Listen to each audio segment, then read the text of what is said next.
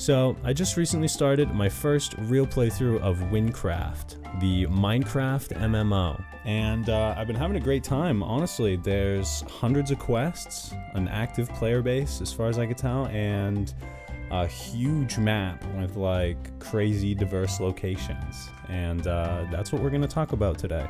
Here are some of my favorite Wynncraft beginner locations from levels 1 to 40. So the video is definitely more geared towards beginner players on their first playthrough, like myself.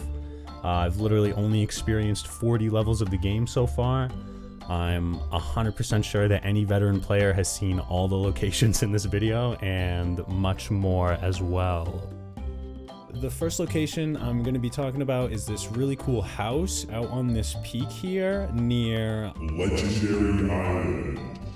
And when you first get here, there's a ton of mobs trying to break down the front gate, and if you hold them off long enough, you will be granted access, and you'll meet this old man. He has got everything at his pen. The rock candy sculpture outside, he's got the cozy living room with the fireplace, the books.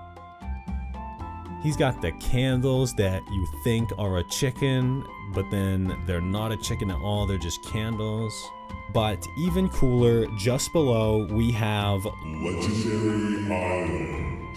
Named after its designer, the eccentric Dr. Legendary. Not quite a quest as far as I understand. There's 10 recreations of like classic bosses, and you have to beat all of them in a row, I guess. I don't know what you get at the end, but I know that if you leave early, you like don't get as much money, but it says in the wiki that it's designed for the strongest in the world, so I don't think I'll be going there anytime soon, but I am excited for the challenge. I also really thought there was going to be some kind of secret up in this hole, right? It looks like there should be a secret up in this hole, but I checked it out and there's no secret in this hole. Next location is the Mesa Rimec area and the border area, like between Almouge and Rimec, right around the two camps you visit for tribal aggression, as well as the town of Rimec itself. Okay, so I knew the map was huge and massive and big, but I didn't quite realize the terraforming and really like I just walked out of Almouge and I ran into this.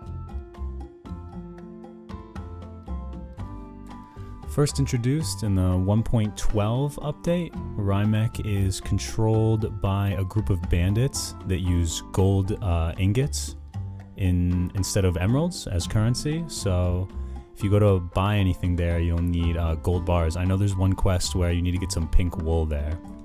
And just wherever you go in this town, man, you're gonna see some cool sights. Especially if you use some shaders. I'm using complementary shaders. They look great everywhere, but this town even looks good without them, man. That's how you know it's a good build. Just north of Rimec, up on the upper levels, you have the Eagle Camp and the Owl Camp, the two camps that I mentioned earlier. The quest Tribal Aggression will have you going back and forth a few times between these camps, so you really get to take in the landscape here. It's nice. Time Valley is next on the list. Super cool Legend of Zelda reference. We love Zelda. We have these old decrepit temple looking ruins covered in moss, right? Kind of an RPG trope. Surrounding the mysterious Door of Time, one of the largest doors I think I've ever seen, to be honest. The door leads to, you guessed it, the Temple of Time. And in the Temple of Time, you can go back in time, I think, I'm sure. But past that, I haven't actually been in there. I've just admired the outside, but I'm sure I'll find out what is going on in there soon enough. I also throw in these cool retro PS1 shaders, and man, this area really shines with these shaders on. I think this looks so cool. This bridge right nearby also looks really cool with these shaders. This could be like a live wallpaper or something with the falling leaves and everything.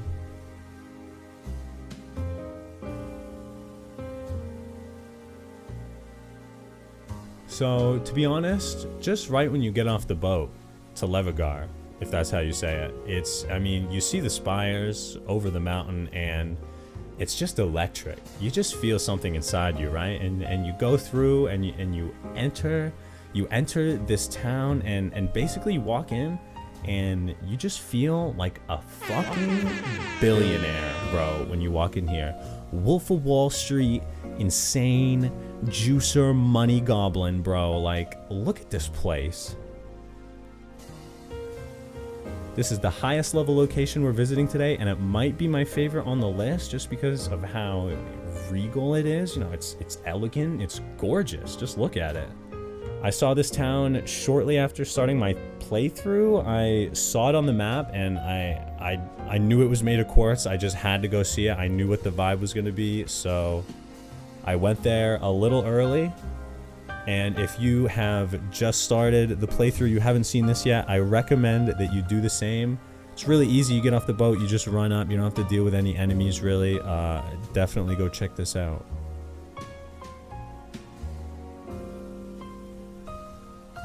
Alright guys, the final location, absolute cop-out, clickbait, lazy ending, bad writing, I'm sorry. I like it. It's the Sea Skipper's boat. Come on. Look at this thing. It's little, it's cozy for fast traveling across the vast ocean of Wynncraft, right? All the locations it holds, all the little islands and everything. I don't know. I just really like the effort to immersion here, right? You take a little ride with him in your own little water instance, and he gives you advice and lore, and I heard from someone that he can drop powders too. I haven't had that happen to me yet, or maybe it did and I just didn't notice, but also a really cool feature. Awesome detail, fun little boat. I'm sure it loses its novelty, but hey, I'm still enjoying it so far. So guys, that's it for me. This game is like crack to me, dude. I think it's so fun and interesting. So who knows, I may make another video on it at some point. If you think that's a good idea, smash like, let me know, and I hope you guys have a fantastic time in this game wherever you go.